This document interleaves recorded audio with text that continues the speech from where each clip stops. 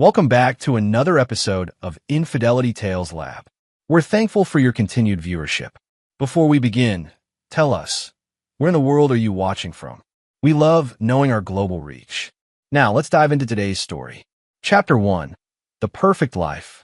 Kyle Morrison stood in his suburban kitchen, watching the morning sun filter through white curtains as he sipped black coffee from his favorite mug. At 38, he carried himself with the quiet confidence of a man who'd seen the world's darkest corners and lived to tell about it. Not that he ever told those stories. To his neighbors in Maple Ridge, Colorado, Kyle was simply a security consultant who traveled frequently for work. They didn't know about the 8 years he'd spent with Delta Force, or the classified operations that had taken him from the mountains of Afghanistan to the streets of Mogadishu. They certainly didn't know about his current role as an FBI undercover operative, a position that required him to maintain deep cover even at home. "Morning, honey." Linda's voice floated from the hallway as she appeared in a silk robe, her blonde hair perfectly styled despite the early hour. At 35, his wife of 12 years still turned heads wherever she went. She'd been a real estate agent when they met, successful and ambitious.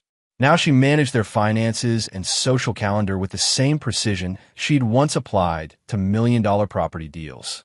"Coffee's fresh," Kyle replied, studying her face. Something had been different about Linda lately. Small changes that most husbands might miss, but Kyle's training had taught him to notice everything. The way she guarded her phone, the new workout routine that kept her out of the house for hours, the subtle shift in her sleep patterns. Linda poured herself coffee, adding cream with movements that seemed almost rehearsed. "I'm meeting Amy for lunch today," she said casually. "Then I have that yoga class at 5. Amy Fletcher, their neighbor from 3 houses down, a recently divorced brunette who'd become Linda's constant companion over the past 6 months. Kyle had run background checks on everyone in their social circle as a matter of professional habit. It was Amy's ex-husband who'd raised the first red flag. Todd Fletcher wasn't just any divorced neighbor. He was a former Army Ranger turned private military contractor, currently unemployed and bitter about the alimony payments that had left him nearly broke. More concerning was the insurance fraud investigation that had quietly closed when his previous girlfriend had died in what appeared to be a home invasion gone wrong. No charges were filed, but the insurance company had refused to pay out the claim. "What about dinner tonight?" Kyle asked, watching Linda's reflection in the window behind her. "I'll cook that pasta you like," she said, kissing his cheek. Her lips felt cold against his skin. "Maybe we can watch a movie after?" Kyle nodded, but his mind was already working. Linda had mentioned the pasta 3 times this week, which was unusual. She'd also been increasingly affectionate, another behavioral change that triggered his instincts. In his experience, people became either more distant or more loving when they were planning something terrible. After Linda left for her morning run, another new habit, Kyle retreated to his home office. The room appeared to be a typical workspace with a desk, computer, and filing cabinets. Hidden behind a false panel, however, was equipment that would make most intelligence agencies envious. He pulled up Linda's phone records first. The burner phone she thought he didn't know about had been active for 3 months. Most calls went to a number registered to a shell company, the kind of setup he'd seen countless times in his undercover work. A few keystrokes revealed the number belonged to Todd Fletcher. Kyle's jaw tightened as he reviewed the frequency of their communications. Multiple calls every day, some lasting over an hour. Text messages that were encrypted, but Kyle had ways around such inconveniences. The messages painted a picture that made his blood run cold. "Insurance policy is current. $2 million payout. Needs to look random. Home invasion perfect cover. Wednesday night. He's always in his office until midnight." Kyle sat back in his chair, processing the information with the detached professionalism that had kept him alive in hostile territories. His wife of 12 years was planning to have him murdered for insurance money, working with a man who'd likely killed before. Most men would have confronted their wives immediately or gone straight to the police. Kyle Morrison wasn't most men. He'd spent years learning that the best way to handle enemies was to let them reveal their full hand before striking back with overwhelming force. He opened a new file on his computer and began typing. If Linda and Todd wanted to play a deadly game, He'd give them exactly what they asked for, with a few modifications they'd never see coming. The first phase would be surveillance. Kyle needed to know every detail of their plan, every contingency they'd considered. More importantly, he needed to know if there were other players involved. Amy Fletcher's sudden friendship with Linda couldn't be coincidental, and Kyle suspected the widow next door knew more about her ex-husband's activities than she'd admitted. As he began his preparations, Kyle felt the familiar calm that came before dangerous operations. This wasn't personal anymore, it was business. And Kyle Morrison had never failed to complete a mission. Chapter 2. The Network Revealed. 3 days of intensive surveillance revealed that Linda and Todd's plot was more sophisticated than Kyle had initially suspected. From his position in the woods behind the Fletcher house, using military-grade night vision equipment, he watched through windows as the conspirators met for what appeared to be final planning sessions. Amy Fletcher wasn't just a convenient friend. She was an active participant. Kyle documented their meetings with high-resolution cameras and directional microphones, building a case that would destroy all 3 of them when the time came. The security system has a 40-second delay on the perimeter sensors, Todd was saying during Tuesday night's meeting, his voice clear through Kyle's surveillance equipment. That's our window to get inside. What about his weapons? Amy asked, surprising Kyle with her knowledge of his collection. He's got enough firepower to arm a small militia. That's why we need the drugs, Linda replied coldly. The sedatives will be in his dinner. He'll be unconscious when it happens. Kyle felt a mixture of rage and professional admiration for their thoroughness. They'd studied his routines, identified his security measures, and planned around his military background. If he'd been an ordinary target, their plan might have succeeded. What they didn't know was that Kyle had been conducting his own reconnaissance. Todd Fletcher's financial records revealed debts to some very dangerous people, the kind who collected payments in blood when cash wasn't available. Amy Fletcher had been receiving mysterious cash deposits that corresponded with her ex-husband's visits, suggesting she was being paid for her role in the conspiracy. Most interesting was what Kyle discovered about the insurance policy itself. Linda had increased his coverage 6 months ago, citing his dangerous job as justification. She'd also added a double indemnity clause for accidental death or murder, a detail that would pay out $4 million instead of $2 million. But the real revelation came when Kyle hacked into Todd Fletcher's email accounts. The former Ranger had been corresponding with someone using the alias Kingmaker, encrypted communications that referenced other jobs, other targets, other insurance payouts. Kyle cross-referenced the dates with unsolved murders across Colorado and Wyoming. The pattern was unmistakable. Todd Fletcher wasn't just a bitter ex-husband looking for easy money. He was a professional killer who specialized in making murders look like random home invasions. Linda hadn't just married a target. She'd fallen in love with a serial killer. The discovery changed Kyle's approach entirely. This wasn't just about punishing an unfaithful wife and her lover. He'd stumbled onto something much larger, a network that had been operating for years. As an FBI operative, he had a duty to bring them all down. As a man whose wife had betrayed him in the most fundamental way possible, he had a personal score to settle. Kyle began preparing for the endgame. His plan required precision timing and the kind of misdirection that had made him legendary in special operations. Linda and Todd thought they were hunting him, but they were about to learn what it felt like to be prey. He started by planting evidence of his own investigation in places they'd eventually find it. Modified security footage that would make them paranoid, financial records that suggested he was onto their scheme, travel documents indicating he was planning to disappear. The psychological pressure began to show within days. Linda became increasingly nervous, jumping at every sound and asking probing questions about his work schedule. Todd started making mistakes too, using his real phone for conversations he should have kept to the burner. Kyle documented everything, building an ironclad case while simultaneously laying the groundwork for their destruction. When the moment came, he'd have them exactly where he wanted them, trapped in their own web of lies and murder. The hardest part was maintaining his cover at home. Every night, he sat across from Linda at dinner, listening to her talk about her day while knowing she was planning his death. Every kiss, every I love you, every moment of false intimacy was another layer of betrayal that would demand retribution. Kyle Morrison had never been a forgiving man. 12 years of marriage hadn't changed that fundamental aspect of his nature. Linda and her co-conspirators were about to learn that some betrayals carried a price that could only be paid in blood. Chapter 3. The Trap Within a Trap. Wednesday arrived with unseasonable warmth for October in Colorado.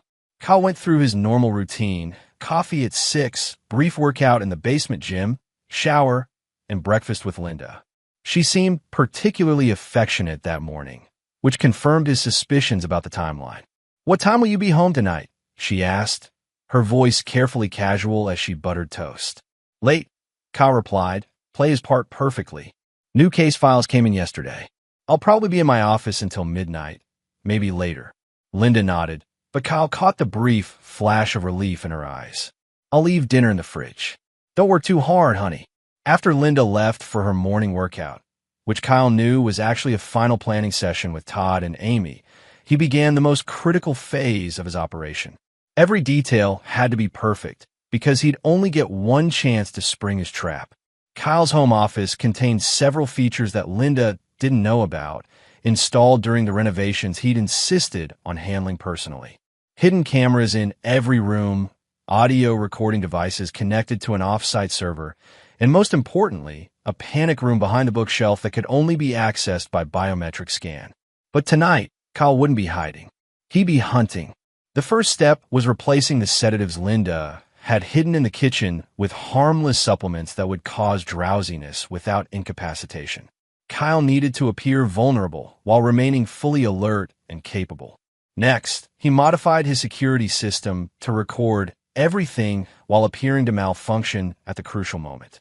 Todd and Amy would think they'd successfully disabled his defenses when they'd actually triggered additional layers of surveillance. Most importantly, Kyle had contacted his FBI handler using emergency protocols. Special Agent Rebecca Torres was coordinating with local law enforcement to ensure the entire network would be dismantled simultaneously. But Torres had agreed to Kyle's unconventional approach: let the conspirators commit to their crime before moving in for arrest. As evening approached, Kyle felt the familiar pre-mission calm settling over him. This was what he'd been trained for, what he'd lived for during his years in special operations. The only difference was that this time, the mission was deeply personal.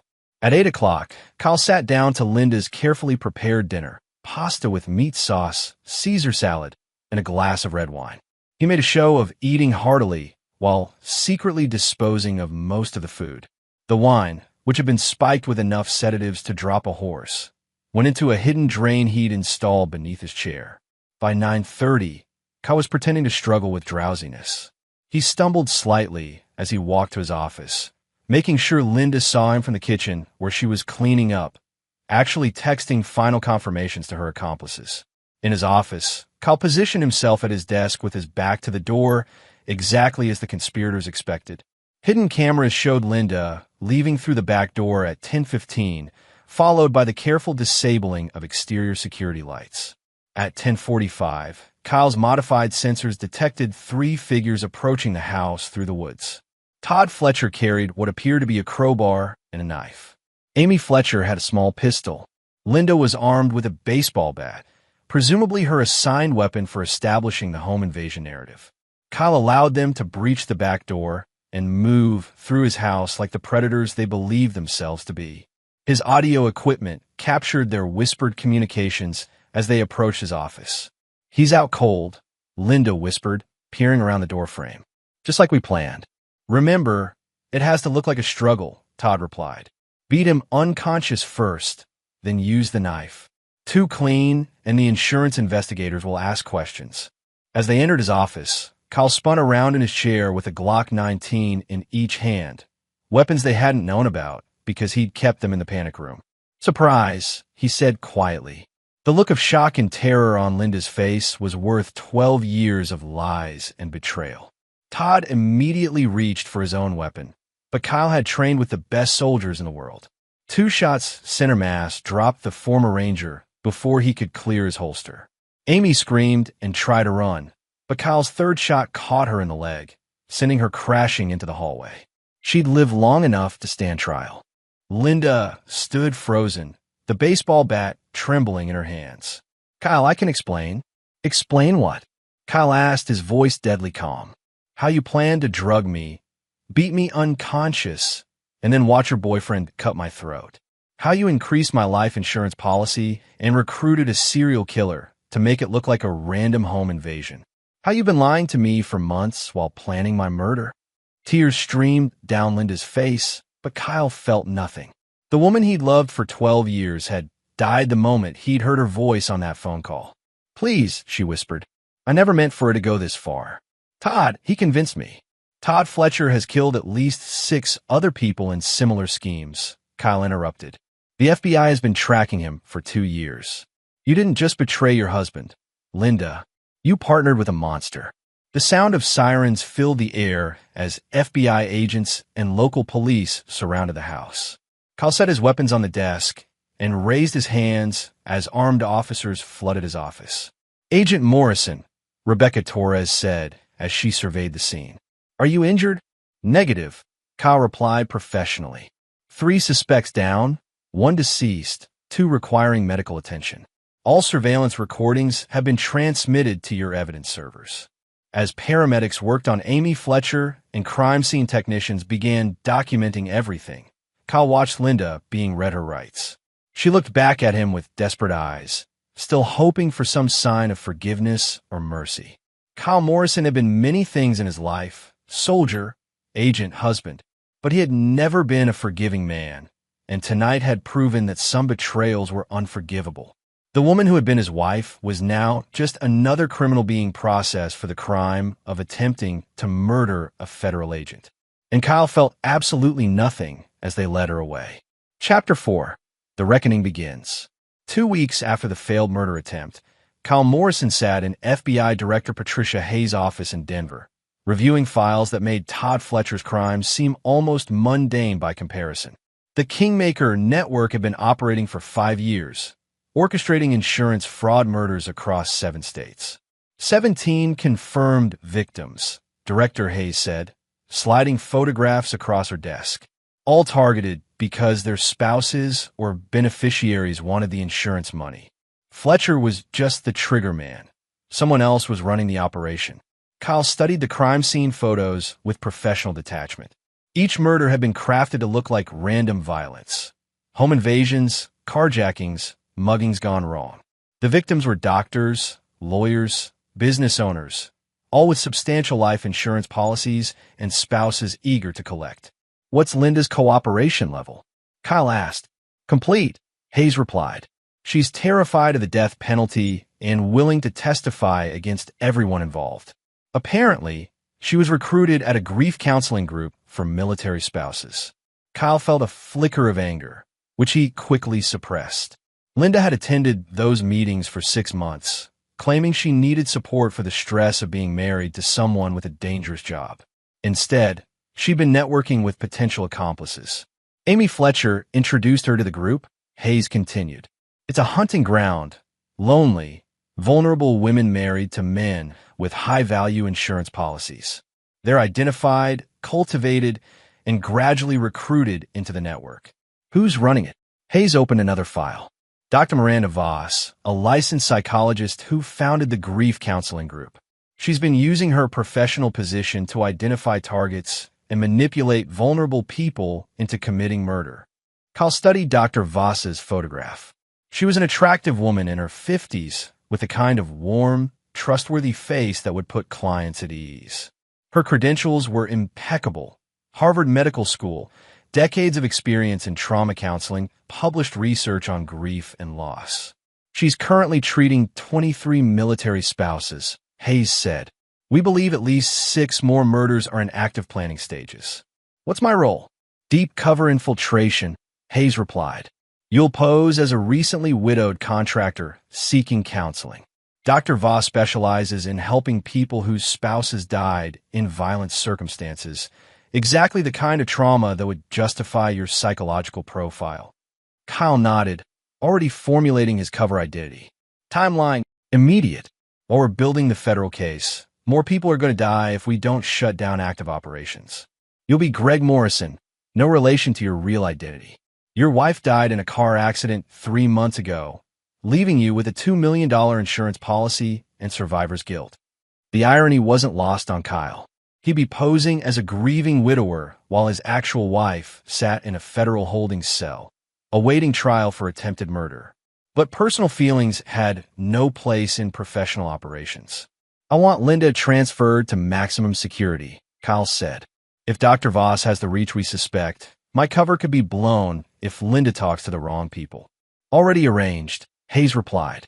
She's in solitary confinement, no contact with other prisoners. The official story is that she's cooperating in a classified terrorism investigation. Kyle spent the next 3 days preparing his cover identity. Greg Morrison was a former Marine turned private security contractor, recently widowed when his wife's car was hit by a drunk driver. The trauma had left him unable to work, struggling with survivor's guilt and rage at a justice system that had given the drunk driver only 5 years in prison. It was a carefully crafted psychological profile designed to appeal to Dr. Voss's recruitment criteria. Greg Morrison was angry, isolated, financially comfortable, and morally flexible enough to consider extreme solutions to his problems. Kyle's first appointment was scheduled for a Thursday afternoon at Dr. Voss's private practice in downtown Denver. The office was decorated with warm colors and comfortable furniture, designed to put clients at ease. Diplomas and awards covered one wall, while family photos showed Dr. Voss with what appeared to be her husband and 2 grown children. "Thank you for coming, Greg," Dr. Voss said as she welcomed him into her office. Her voice was gentle, professional, exactly what someone would expect from a licensed therapist. "I know this is difficult." Kyle played his role perfectly, describing Greg Morrison's loss with just the right mixture of grief and barely controlled rage. He mentioned the insurance money with embarrassment, as if financial compensation somehow diminished his wife's memory. "Many people struggle with survivor benefits," Dr. Voss said sympathetically. "There's often guilt associated with receiving money because of a loved one's death." "It feels like blood money," Kyle replied, allowing genuine emotion to color his voice. "Like I'm profiting from Sarah's death." Dr. Voss made notes in a leather-bound journal, her pen moving across the page with practiced efficiency. Kyle memorized everything about the office, the security cameras, the locked filing cabinet, the computer that likely contained client records. "Tell me about your anger, Greg," she said after 40 minutes of careful questioning. "You mentioned feeling rage toward the driver who killed Sarah." "He destroyed my life and got 5 years," Kyle replied, his voice hardening. "He'll be out in 3 with good behavior. Meanwhile, Sarah's dead, and I can barely get out of bed in the morning. That must feel deeply unfair." "Justice system's a joke," Kyle said bitterly. "Sometimes I think the only real justice is what we make ourselves." Dr. Voss leaned forward slightly, and Kyle caught the subtle change in her demeanor.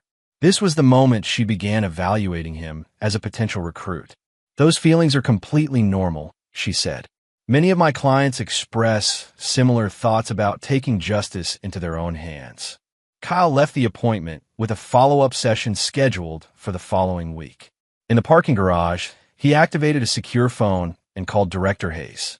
"She's interested," he reported. "Pushing the boundaries, testing my moral flexibility. I'll need at least 3 more sessions before she makes direct contact." "Be careful, Kyle," Hayes warned. "Dr. Voss has a 90% success rate with her recruitment targets. She's very good at manipulating people who are genuinely vulnerable." Kyle understood the warning. The best undercover operatives were those who could genuinely inhabit their cover identities, but that same ability made them vulnerable to psychological manipulation. Dr. Voss had turned dozens of ordinary people into killers by exploiting their grief and rage. But Kyle Morrison wasn't an ordinary person. He was a predator who'd learned to hunt among the most dangerous prey on Earth. Dr. Voss might be skilled at manipulating the vulnerable, but she'd never faced someone who was hunting her in return. The game was about to begin in earnest, and Kyle intended to win. Chapter 5. The Hunter Becomes Hunted. Kyle's second session with Dr. Voss revealed the sophistication of her operation. The psychologist had clearly researched Greg Morrison's background between appointments, testing details of his cover story with casual questions that seemed like therapeutic exploration but were actually verification attempts. "You mentioned your wife worked in real estate," Dr. Voss said, reviewing her notes. "That must have been stressful, dealing with clients and deadlines."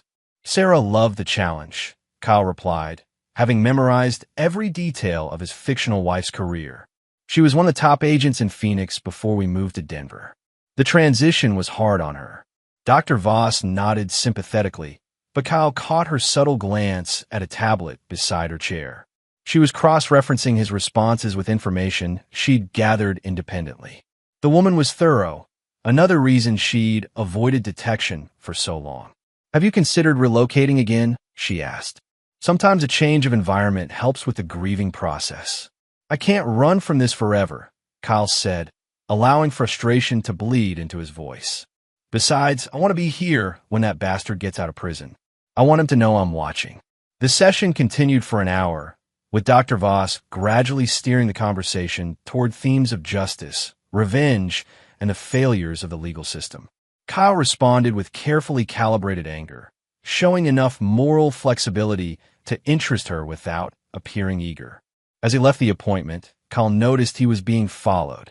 A silver SUV maintained a discreet distance as he drove through downtown Denver, confirming his suspicions about Dr. Voss's thorough screening process.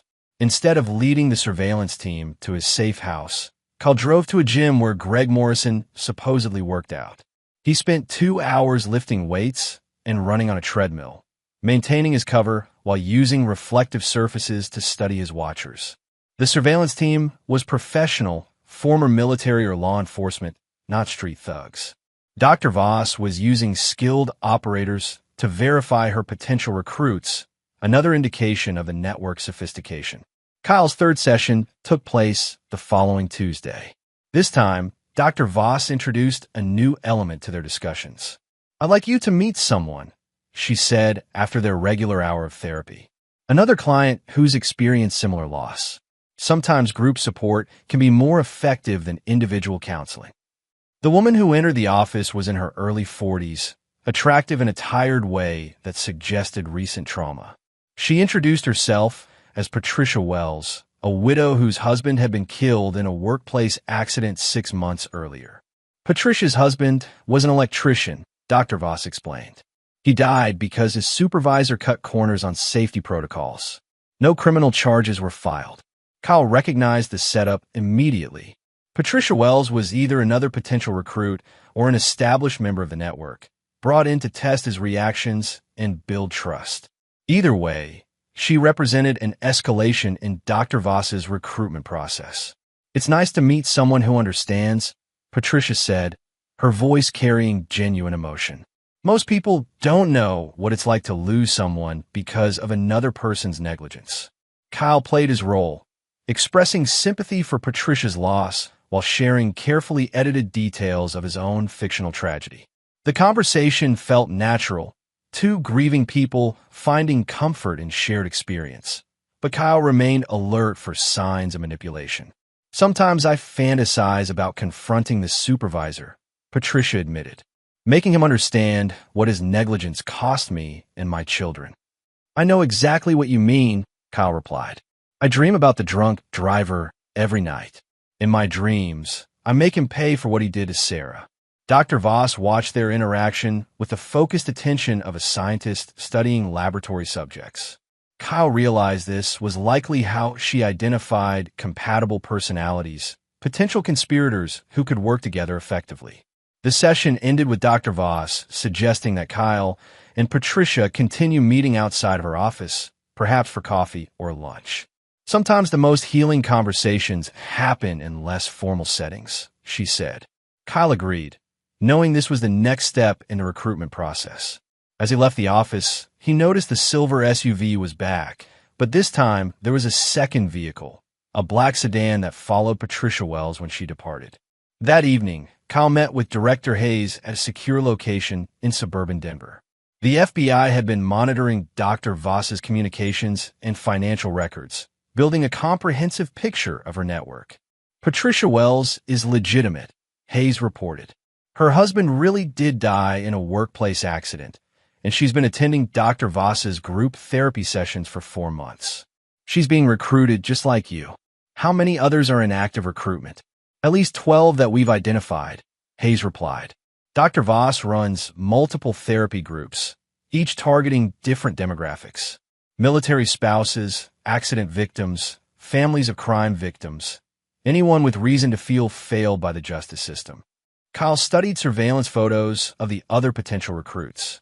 They were ordinary people dealing with extraordinary loss, exactly the kind of vulnerable individuals that Dr. Voss specialized in manipulating. What's the end game? Kyle asked. Based on Linda's testimony and our surveillance, Dr. Voss identifies insurance targets through the therapy sessions, then pairs them with suitable assassins from her network. The murders are planned to look random, with the surviving spouses appearing to be victims themselves. And the financial structure? Sophisticated, Hayes admitted. Dr. Voss takes 30% of the insurance payouts, laundered through a network of shell companies and offshore accounts. The assassins get 20%, with the remaining 50% going to the surviving spouse. Kyle felt cold rage building in his chest. Dr. Voss had turned grief counseling into a recruitment pipeline for murder-for-hire schemes, exploiting people at their most vulnerable moments to build a criminal empire. She's been operating for 5 years, Hayes continued. Conservative estimate is 47 murders, generating over $60 million in insurance payouts. Rules of engagement? Full discretion, Hayes replied. Federal prosecutors want the entire network, not just Dr. Voss. That means following the recruitment process to its conclusion, identifying all active conspirators, and gathering evidence of planned murders. Kyle understood. This wasn't just about stopping Dr. Voss.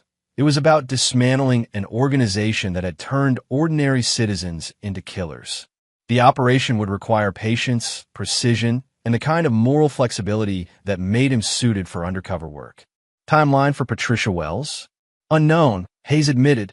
She could be recruited tomorrow or next month. Dr. Voss seems to move at different paces with different targets, depending on their psychological profiles. Kyle nodded, already planning his next moves. Patricia Wells was an innocent woman being manipulated into becoming a killer. Saving her would require careful maneuvering, but Kyle had no intention of allowing Dr. Voss to claim another victim. The hunt was entering its most dangerous phase, where the line between hunter and prey would become increasingly blurred. But Kyle Morrison had spent his career walking that line, and he'd never lost sight of which side he was on. Chapter 6, The Point of No Return. Kyle's 4th session with Dr. Voss took place in her private conference room rather than her usual office, immediately signaling a change in their relationship. The room was windowless and soundproof, decorated with abstract art that created an unsettling atmosphere. I think we've made excellent progress, Greg, Dr. Voss said as she settled into her chair. Your anger is becoming more focused, more purposeful. That's a healthy development. Kyle nodded, maintaining his cover while mentally cataloging every detail of the room. Hidden cameras were almost certainly recording their conversation, but he also noticed what appeared to be jamming devices designed to prevent external surveillance. I've been thinking about what you said last week, Kyle replied, about taking control of my own healing process. And what conclusions have you reached? The system failed Sarah, Kyle said, allowing genuine emotion to color his voice. The courts, the police, the whole justice system, they all failed her.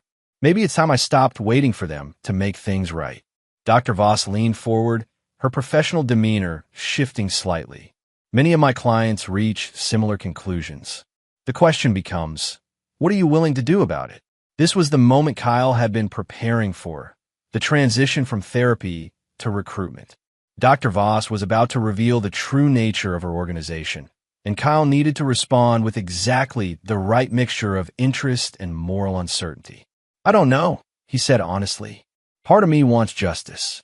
The other part knows that crossing certain lines changes you forever. Justice and revenge aren't always the same thing, Dr. Voss replied, but sometimes they converge in ways that serve a greater purpose. She stood and walked to a locked cabinet, removing a thick folder that she placed on the table between them. "I'd like to share something with you, Greg. Stories of other clients who found their own paths to healing." Kyle opened the folder to find case studies that made his blood run cold. Each file detailed a successful murder disguised as random violence, complete with psychological profiles of the surviving spouses and detailed financial breakdowns of the insurance payouts. "These people found peace," Dr. Voss said as Kyle reviewed the files. "They took control of their circumstances instead of remaining victims." Kyle forced himself to appear interested rather than horrified. Each case study represented a life destroyed by Dr. Voss's manipulation, an ordinary person transformed into a killer through expert psychological conditioning. "This is incredible," he said, allowing awe to creep into his voice. "You helped them do this?" "I provided guidance and support," Dr. Voss replied carefully. "The decisions were always theirs to make." Kyle noticed that several files contained photographs and personal information about potential targets, people whose spouses were currently in Dr. Voss's therapy groups. The scope of her operation was even larger than the FBI had suspected. "What about Patricia?" Kyle asked, testing the boundaries of the conversation. "Patricia is still processing her options," Dr. Voss replied. "Her situation is more complex because of her children. Single mothers face unique challenges when seeking justice." Kyle understood the implication. Dr. Voss was using Patricia's children as leverage, exploiting her maternal instincts to push her toward murder. The psychologist wasn't just recruiting killers. She was systematically destroying families to build her criminal empire. "I want to help her," Kyle said impulsively, knowing it was what Dr. Voss wanted to hear. "That's exactly what I was hoping you'd say," she replied with a smile that didn't reach her eyes. "I think you and Patricia could be very good for each other." The session ended with Dr. Voss scheduling Kyle for what she called advanced counseling, individual sessions focused on practical planning rather than emotional processing. She also arranged for him to meet Patricia Wells that evening at a restaurant downtown. Kyle left the office knowing he'd crossed a crucial threshold. Dr. Voss now viewed him as a committed recruit rather than a potential client, which meant the next phase of the operation would involve detailed planning for actual murders. As he drove to meet Patricia Wells, Kyle activated his secure communication device and updated Director Hayes on the day's developments. "She's accelerating the timeline," Hayes replied. "We're seeing increased activity across all her therapy groups." Something spooked her. Kyle felt a chill of apprehension. If Dr. Voss suspected law enforcement interest, she might be rushing to complete active operations before shutting down and disappearing. That would mean multiple murders happening simultaneously across several states. "Rules of engagement remain the same," Hayes continued. "We need the complete network, but protecting innocent lives takes priority." Kyle understood. If forced to choose between maintaining his cover and preventing murders, he was authorized to break operational security to save lives. His meeting with Patricia Wells took place at a quiet restaurant in Cherry Creek, upscale enough to ensure privacy, but casual enough to appear natural. Patricia arrived looking nervous but determined, clearly having received instructions from Dr. Voss about the evening's agenda. "I'm glad you wanted to meet," she said as they settled into a corner booth. "Dr. Voss says you've been very helpful with your perspective on justice." Kyle studied Patricia's face, seeing the combination of grief, anger, and moral uncertainty that made her vulnerable to Dr. Voss's manipulation. She was a good person being pushed toward an unthinkable act by expert psychological conditioning. "We're both dealing with people who destroyed our lives," Kyle replied carefully. "Maybe we can help each other find closure." Patricia nodded, but Kyle caught the flicker of doubt in her eyes. Unlike Linda, who had embraced the opportunity for murder and financial gain, Patricia Wells was struggling with the moral implications of what Dr. Voss was asking her to do. "Tell me about your husband's supervisor," Kyle said, following the script he knew Dr. Voss expected. Patricia's expression hardened as she described the man whose negligence had killed her husband. The supervisor had a history of safety violations, had been drunk on the job multiple times, and had actively covered up the conditions that led to the fatal accident. "He's still working," Patricia said bitterly. "Same job, same company, probably cutting the same corners that killed David. Nobody cares because he's management and my husband was just an electrician. Kyle recognized the genuine pain in her voice, the sense of injustice that Dr. Voss had expertly cultivated and directed toward murderous intent. Patricia Wells wasn't evil. She was a grieving widow who'd been systematically manipulated by a master predator. "What does Dr. Voss want you to do?" Kyle asked directly. Patricia looked around nervously before answering. "She says the supervisor has a wife and children. She says if something happened to him, something that looked random, his family would get a large insurance settlement. She says it will be justice for both of us." Kyle felt sick as he understood the full scope of Dr. Voss's manipulation. The psychologist wasn't just turning victims into killers. She was convincing them that murder was an act of compassion, a way to help the families of their targets while achieving their own revenge. "And you'd be willing to do that?" Kyle asked. "I don't know," Patricia replied honestly. "Part of me wants him to suffer like I've suffered. But I keep thinking about his children and what losing their father would do to them." Kyle saw his opportunity. Patricia Wells still had functioning moral instincts, which meant she could potentially be saved from Dr. Voss's influence. But doing so would require careful maneuvering that wouldn't compromise his overall mission. "Maybe there's another way," he said carefully. "Maybe we can find justice without destroying innocent families." Patricia looked at him with desperate hope, and Kyle realized he was now walking the thinnest of lines. He had to maintain his cover while preventing Patricia from becoming a killer, all while gathering evidence against Dr. Voss's entire network. The end game was approaching, and Kyle Morrison had never faced a more complex challenge. Chapter 7: The Web Titans. Kyle's next session with Dr. Voss took place in a different location entirely, a private office in an industrial complex on Denver's outskirts. The change of venue signaled that he'd been accepted into the network's inner circle, but it also meant increased security and surveillance. "Welcome to the real work, Greg," Dr. Voss said as she led him through a maze of corridors to a conference room equipped with multiple monitors and sophisticated communication equipment. "This is where we plan actual solutions." Kyle counted at least 6 security cameras and noted the presence of 2 men who were clearly armed security personnel. Dr. Voss's operation was more militarized than he'd expected, suggesting connections to professional criminal organizations rather than just manipulated therapy clients. "I want to show you something," Dr. Voss continued, activating one of the monitors. The screen displayed a detailed dossier on Patricia Wells' target, her dead husband's supervisor, complete with home address, daily routines, security systems, and family information. Marcus Webb, age 47, married with 3 children, Dr. Voss read from the file. Lives in a suburban neighborhood with minimal security. His wife, Teresa, works as a nurse. Children ages 12, 15, and 17. Kyle studied the surveillance photographs, noting the professional quality and comprehensive scope. Someone had been watching the Webb family for weeks, documenting their routines with military precision. "Patricia believes she's making her own decision about Mr. Webb," Dr. Voss continued. "But we both know she needs guidance to follow through effectively." "What kind of guidance?" Kyle asked.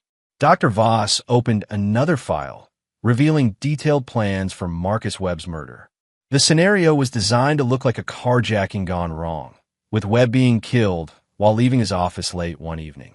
Patricia would provide an alibi by being seen at a grief counseling group meeting on the other side of town. "The beauty of this approach," Dr. Voss explained, "is that Patricia genuinely believes she's acting alone. If anything goes wrong, there's no connection to our organization." Kyle realized he was looking at the operational template that had been used for dozens of murders over the past 5 years. Dr. Voss didn't just recruit killers. She provided them with detailed murder plans while maintaining plausible deniability. "What's my role?" he asked. "You'll be Patricia's partner," Dr. Voss replied. "Someone to provide emotional support and ensure she follows through. In exchange, we'll help you deal with your own justice problem." She activated another monitor, displaying a comprehensive dossier on the fictional drunk driver who had supposedly killed Greg Morrison's wife. Kyle had to admire the thorough backstory his FBI handlers had created. The target even had a real address and daily routine. Robert Chun, currently serving 5 years for vehicular manslaughter, Dr. Voss read. Scheduled for release in 18 months with good behavior. Lives alone, works as a mechanic, no close family ties. Kyle felt a chill as he realized Dr. Voss was planning to have an innocent man murdered to maintain his cover. The fictional drunk driver was actually a real person, a mechanic who had no idea he'd been selected as a murder target. That's very thorough, Kyle said, fighting to keep his voice steady. We believe in comprehensive solutions, Dr. Voss replied. Justice delayed is justice denied, but justice properly planned is justice served. The session continued for 2 hours, with Dr. Voss outlining the timeline for both murders. Patricia would kill Marcus Webb within the next 2 weeks, while Kyle would eliminate Robert Chin shortly after his release from prison. Both murders would be coordinated to look unrelated, protecting the network's operational security. As Kyle left the industrial complex, he activated his emergency communication protocol and requested immediate extraction.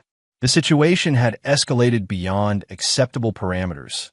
Innocent people were about to be murdered, and his cover identity was being used to target a civilian. Director Hayes met him at a secure location within an hour, accompanied by a full tactical team and prosecutors from the Justice Department. We're moving tonight, Hayes announced. Dr. Voss has accelerated operations across all her networks. We've identified 17 potential murders scheduled for the next month. Kyle reviewed the operational briefing with growing alarm.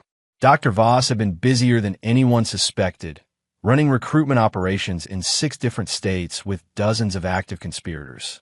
The network included not just manipulated therapy clients, but also professional criminals who handled logistics, surveillance, and operational security. What about Patricia Wells? Kyle asked. She's been arrested, Hayes replied.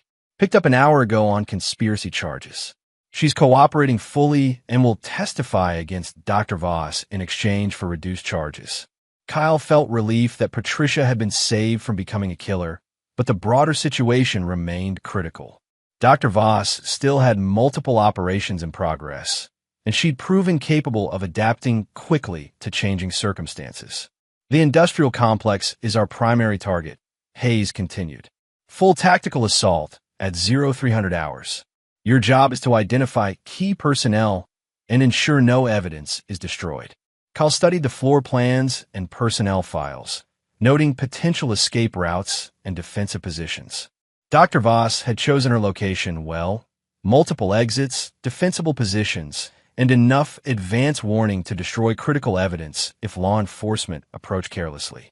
She'll have contingency plans, Kyle warned. This woman has been running a successful criminal enterprise for 5 years.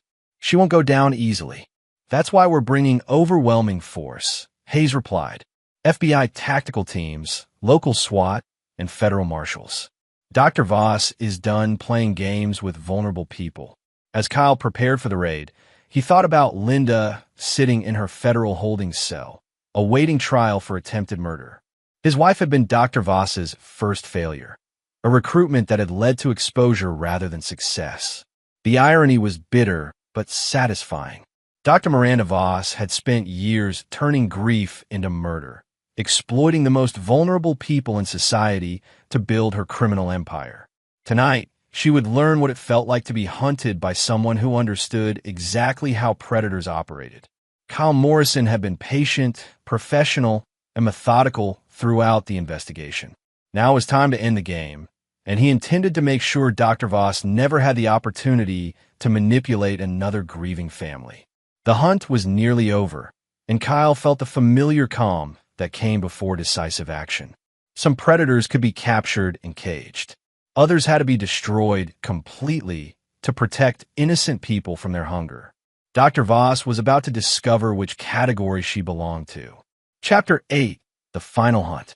The industrial complex was a fortress in the pre-dawn darkness, but Kyle Morrison had spent years learning how to breach fortified positions. As the FBI tactical team prepared for their assault, Kyle studied the building through night vision scopes, identifying security cameras, motion sensors, and potential defensive positions. Target building has 4 armed guards on perimeter, he reported through his communication headset. rotating patrols every 15 minutes, with blind spots on the north and east sides. Director Hayes coordinated the assault from a mobile command center, monitoring communications and surveillance feeds from multiple agencies. Dr. Voss is still inside, she confirmed. Thermal imaging shows at least 12 people in the main conference room. Kyle checked his equipment one final time. Unlike the other agents, he wasn't planning to make arrests. His role was intelligence gathering and target identification. But he also carried enough firepower to handle unexpected complications, because Dr. Voss had proven herself capable of extreme measures.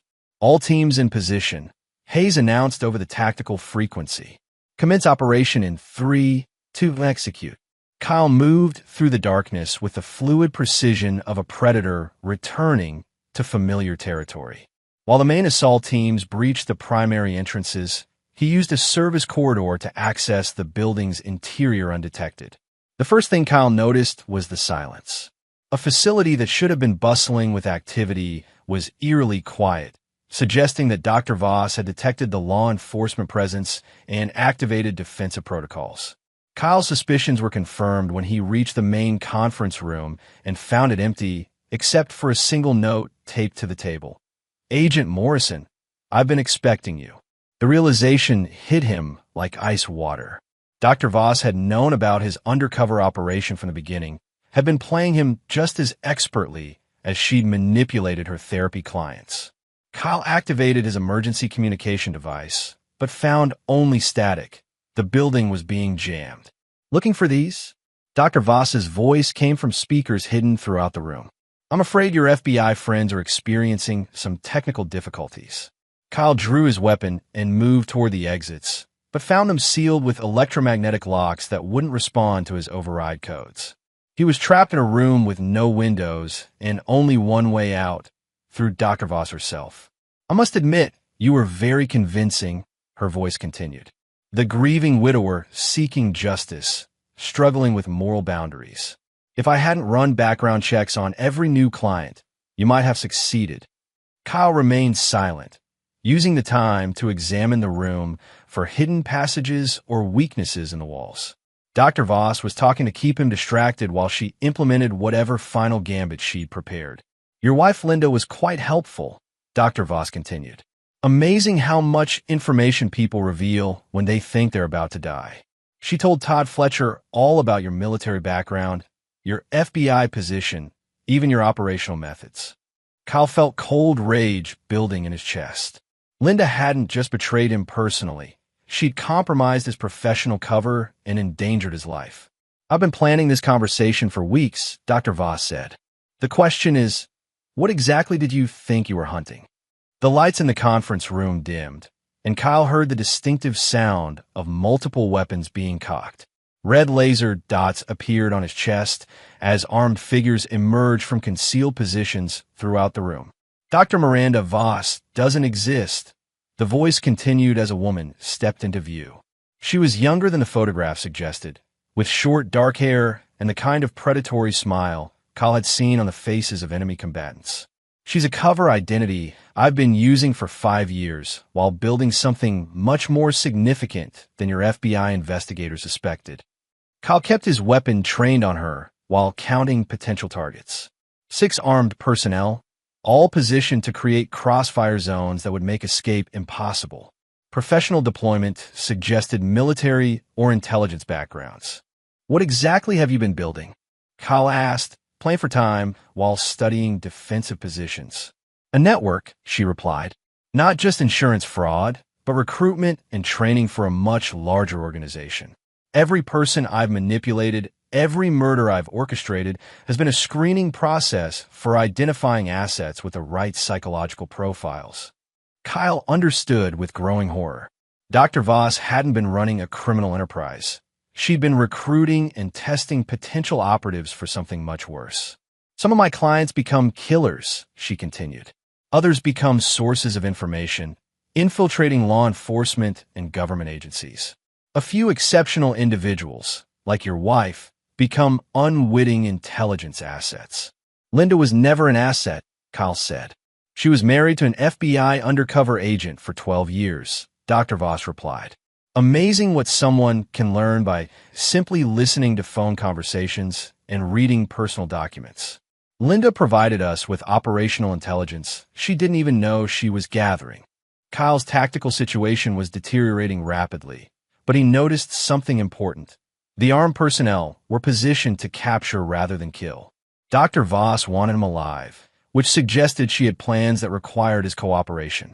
"What do you want?" he asked directly. "Your expertise," she replied. 12 years of marriage to a federal agent, combined with your own military and intelligence background. You understand how law enforcement operates, how they think, how they can be defeated. Kyle laughed, a sound without humor. "You think I work for you?" "I think you understand survival," Dr. Voss replied. "Your FBI friends are currently dealing with explosive devices throughout this building. They have approximately 10 minutes to evacuate before the charges detonate. You can save their lives by agreeing to join my organization." Kyle felt the familiar calm of a soldier facing impossible odds. Dr. Voss had planned thoroughly, but she'd made one critical mistake. She assumed Kyle Morrison was someone who could be negotiated with, someone who would compromise his principles to save lives. "Counterproposal," Kyle said quietly. "I kill everyone in this room, then disarm your explosives myself." Dr. Voss smiled. "You're outnumbered 6-1, Agent Morrison. Even with your legendary skills, those aren't favorable odds." Kyle's response was to dive behind the conference table while opening fire on the nearest target. His first 3 shots dropped 2 of the armed guards before they could react, while his 4th shot shattered the room's main light fixture. In the darkness that followed, Kyle Morrison became what he'd always been beneath the cover identities and professional facades. A predator whose natural habitat was chaos and violence. The hunt was finally entering its natural conclusion, and Dr. Voss was about to learn why Kyle Morrison had never failed to complete a mission.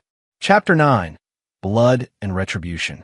In the darkness of the conference room, Kyle Morrison moved like a wraith among enemies who'd spent too much time believing in their own superiority.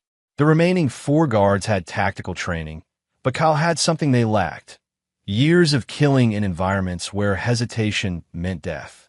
His 5th shot took out a guard who was using a muzzle flash to locate Kyle's position. The 6th found another guard who'd made the mistake of trying to flank him. By the time Dr. Voss realized her tactical advantage had evaporated, half her security team was dead. "Lights!" she screamed, but Kyle had already destroyed the electrical panel with a well-placed shot. Emergency lighting kicked in, casting blood-red shadows throughout the room. Kyle used the chaos to close distance with the remaining guards, engaging them in close-quarters combat, where his superior training became decisive. The 7th target went down to a combat knife thrust between the ribs. The 8th tried to surrender, but Kyle Morrison didn't take prisoners from people who'd threatened federal agents with explosives. When the violence ended, Kyle stood alone with Dr. Voss in a room filled with bodies. She was pressed against the far wall, holding a detonator in her trembling hands. "Stay back," she warned. "I'll bring down the whole building." "Go ahead," Kyle replied calmly, walking toward her with his weapon trained on her chest. "We both know you're not planning to die here tonight." Dr. Voss's eyes widened as she realized Kyle had read her psychology correctly. She was a predator, not a fanatic, someone who killed for personal gain rather than ideological commitment. Such people never chose death when life remained an option. "I can make you rich," she said desperately. "My organization has contracts worth millions of dollars. Government agencies, private corporations, criminal syndicates. Everyone needs assets who can infiltrate and eliminate targets." Kyle reached her position and knocked the detonator from her hands with a casual backhand that sent her sprawling to the floor. "I already have a job," he said. "Please," she begged, blood trickling from her split lip. "I can give you information. Names, locations, operational plans. The network is bigger than you imagine." Kyle stood over her, studying the woman who'd spent years turning grief into murder. Dr. Voss had exploited the most vulnerable people in society, turning their pain into weapons for her own enrichment.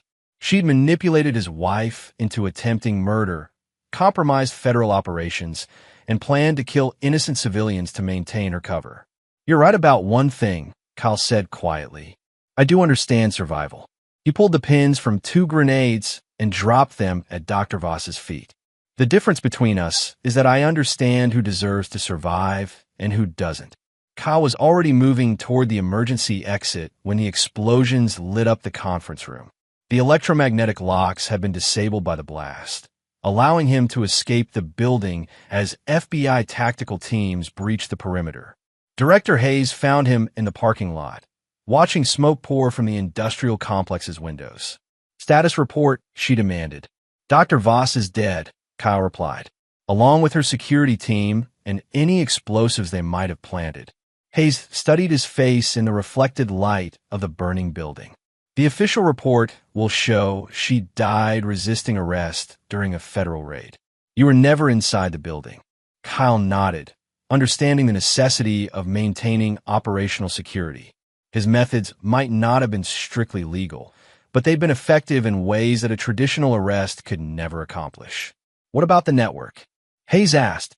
"We have enough evidence from the files to roll up the entire operation," Kyle replied. 17 states, dozens of active conspirators, and a client list that reads like a who's who of organized crime. 3 weeks later, Kyle Morrison sat in a federal courtroom watching Linda testify against her former co-conspirators. She looked smaller than he remembered, diminished by months in federal custody and the knowledge that her decisions had led to multiple deaths.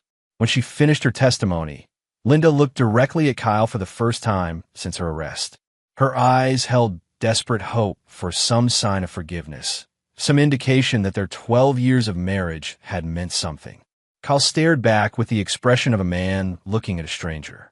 Whatever love he'd felt for Linda Morrison had died the moment he'd heard her planning his murder. The woman in the witness box was just another criminal whose testimony would help convict other criminals. Linda's face crumpled as she understood.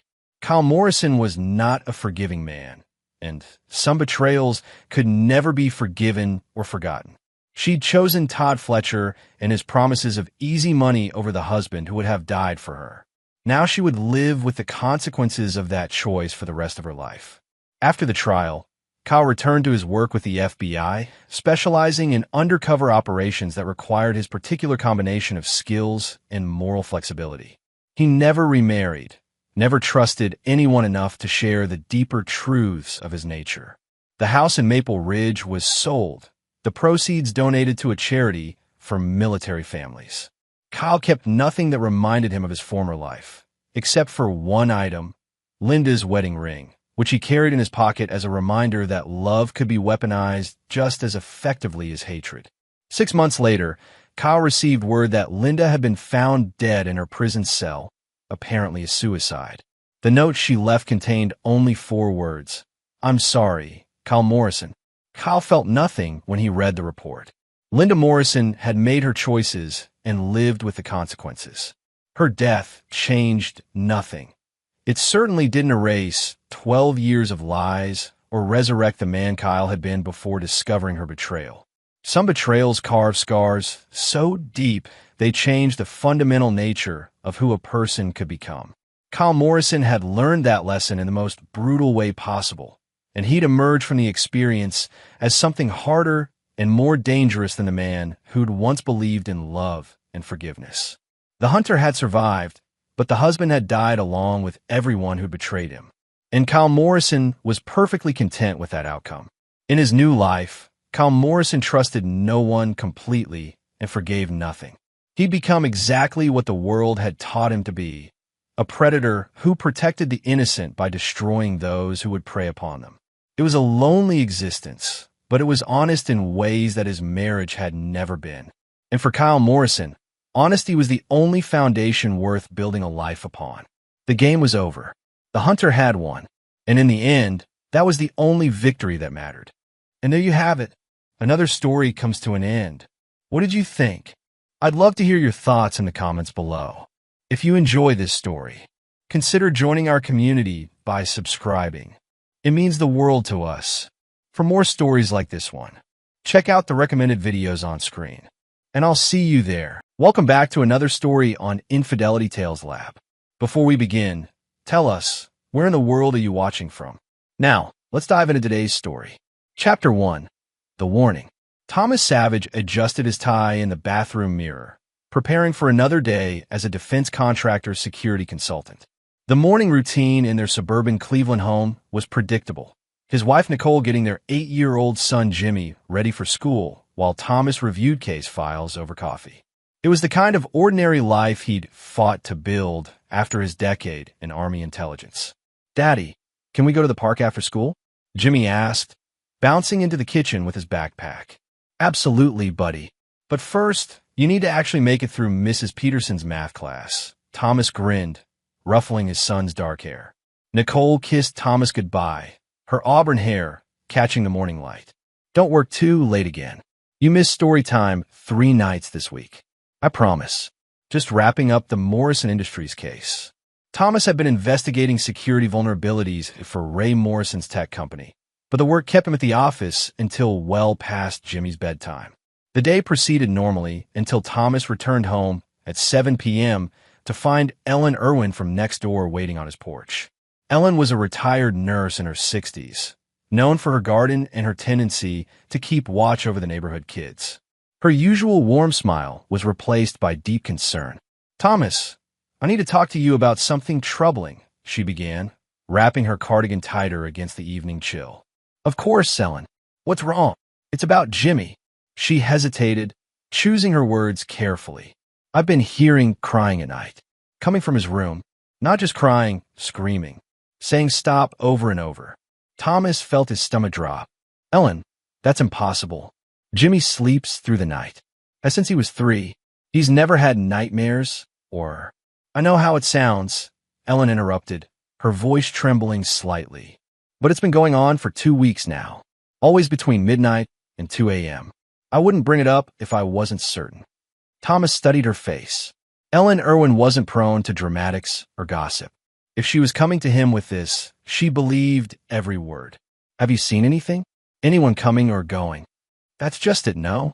Your house looks completely normal. But the crying? Thomas, it breaks my heart. That child is terrified." After Ellen left, Thomas found Nicole in the living room grading papers. She taught 4th grade at Jimmy's school and often brought work home. "Nicole, has Jimmy mentioned having bad dreams lately? Any problems at school?" She looked up concerned. "No, nothing. He's been his usual happy self." "What?"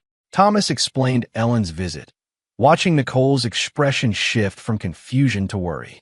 "That's ridiculous," Nicole said finally. "Jimmy doesn't cry at night. We'd hear him. His room is right down the hall." "I know." But Ellen seemed genuinely upset. They checked on Jimmy, finding him peacefully asleep, his small chest rising and falling steadily. His room was exactly as they'd left it. Star Wars posters on the walls, action figures lined up on his dresser, the night light casting gentle shadows. "See? Fast asleep," Nicole whispered. But something nagged at Thomas. His training had taught him to trust reliable sources, and Ellen Irwin was as reliable as they came. Moreover, her specific details, the timing, the word stop, weren't the kind of thing someone would fabricate. Later that night, lying in bed, Thomas stared at the ceiling.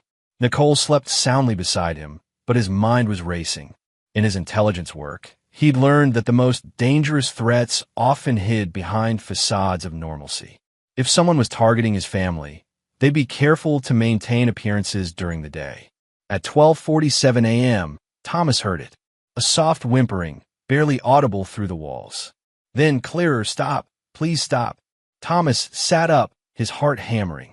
The sound was definitely coming from Jimmy's room. He glanced at Nicole, still asleep, then slipped out of bed and moved silently toward the hallway. The crying grew more distinct as he approached Jimmy's door. But there was something wrong with the voice. It sounded like Jimmy, but not quite. The pitch was slightly different, the accent not quite right. Thomas pressed his ear to the door. The crying continued, punctuated by whispered pleas. "Stop. I want to go home. I want to go home." The words hit Thomas like a physical blow. Jimmy was home. This was his room, his house, his bed. Thomas's hand moved to the doorknob, but something stopped him. His tactical training kicked in. Rushing him blind could endanger whoever was inside or alert potential threats. Instead, he retreated to his bedroom and grabbed his phone, setting it to record. The crying continued for another 20 minutes before gradually fading to silence. The next morning, Jimmy bounded into the kitchen as usual, cheerful and energetic. No signs of distress, no indication he'd spent the night crying. When Thomas asked about his sleep, Jimmy looked confused. "I slept great, Dad." "Why?" Thomas studied his son's face, searching for any deception. But Jimmy seemed genuinely puzzled by the question. After Nicole and Jimmy left for school, Thomas reviewed the audio recording. The crying was clear, unmistakable. But when he played it for Nicole that evening, her reaction was immediate and fierce. That's not Jimmy's voice. Chapter 2. The Investigation. Thomas spent the next day in a state of barely controlled tension. His morning security briefing at Morrison Industries felt surreal, discussing cyber threats and access protocols while his mind raced with questions about what was happening in his own home. He left work early, something he never did, and drove to Jimmy's school. Through the classroom window, he could see his son laughing with friends during recess, completely normal. Thomas approached Mrs. Peterson, Jimmy's teacher. "Has Jimmy seemed different lately? Tired, distracted, anything unusual?" Mrs. Peterson, a veteran educator with kind eyes, shook her head. "Jimmy's been wonderful. Energetic as always. He did mention something interesting yesterday, though." "What's that?" "He asked if other kids have night brothers. When I asked what he meant, he said sometimes he feels like there's another boy in his room at night, but he can't see him because he's asleep. I assumed it was an imaginary friend situation." Thomas felt ice in his veins. Did he seem upset about this night brother? Not at all. If anything, he seemed protective. Said the night brother was sad and he wished he could help him. That evening, Thomas made a decision. He told Nicole he needed to work late on a case, but instead, he prepared for surveillance. From his Army days, he still had night vision equipment and recording devices. He set up in the guest room across from Jimmy's, with a clear view of the hallway. At 11:30 p.m., Nicole was asleep. Jimmy had been in bed since 8, and the house was quiet. Thomas positioned himself with his equipment, waiting. At 12:15 a.m., he heard the soft click of a door opening. Through his night vision scope, Thomas watched his front door ease open. A figure slipped inside, tall, thin, moving with practiced stealth. The intruder knew the house layout, avoiding the creaky floorboard by the stairs, stepping carefully around the coffee table Nicole always left slightly askew. Thomas's hand moved to his service weapon, secured in a lockbox beside him, but he forced himself to wait. He needed to understand what was happening before acting. The figure approached Jimmy's room and opened the door with a key. A key. Someone had prepared for this, had access, had planned this operation. Minutes later, the figure emerged carrying a small, unconscious form, Jimmy. But instead of leaving, the intruder disappeared back into Jimmy's room. 30 seconds later, they emerged again, but this time without carrying anyone. Thomas realized with growing horror what was happening. Someone was swapping his son with another child. Every night, taking Jimmy somewhere and leaving another child at his place. A child who was being abused, who cried and begged for it to stop, who wanted to go home. The intruder left through the front door, locking it behind them. Thomas waited exactly 10 minutes, then crept to Jimmy's room. Inside, a child lay in Jimmy's bed. A boy who looked remarkably like his son, but was clearly not him. This child was thinner, with bruises barely visible in the dim light, and scars on his arms that Jimmy had never had. Thomas's military training warred with his parental instincts. He wanted to comfort this terrified child, but he needed to understand the full scope of what he was dealing with. He retreated to the guest room and made a decision that went against every fatherly instinct. He would wait until morning to see what happened next. At 5:30 a.m., just before Nicole's alarm, the intruder returned. They entered Jimmy's room and emerged with a substitute child, then disappeared inside again. When they left the final time, Thomas knew Jimmy had been returned. The precision, the timing, the keys, this wasn't random. This was organized, professional, and had been going on for who knows how long. After the intruder left, Thomas checked on Jimmy, who was sleeping peacefully, no signs of distress or awareness of what had happened. But when Thomas looked closer, he noticed things he'd missed before, tiny puncture marks on Jimmy's arm, consistent with sedative injections. His son was being drugged every night. Thomas spent the morning researching missing children cases, child trafficking networks, anything that might explain what he'd witnessed. What he found made his blood run cold.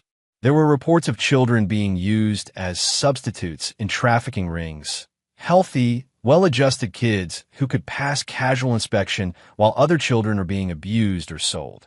The substitutes were drugged to ensure they had no memory of the switches. By afternoon, Thomas had a theory that filled him with rage and determination. Someone was using Jimmy as cover for a child abuse or trafficking operation.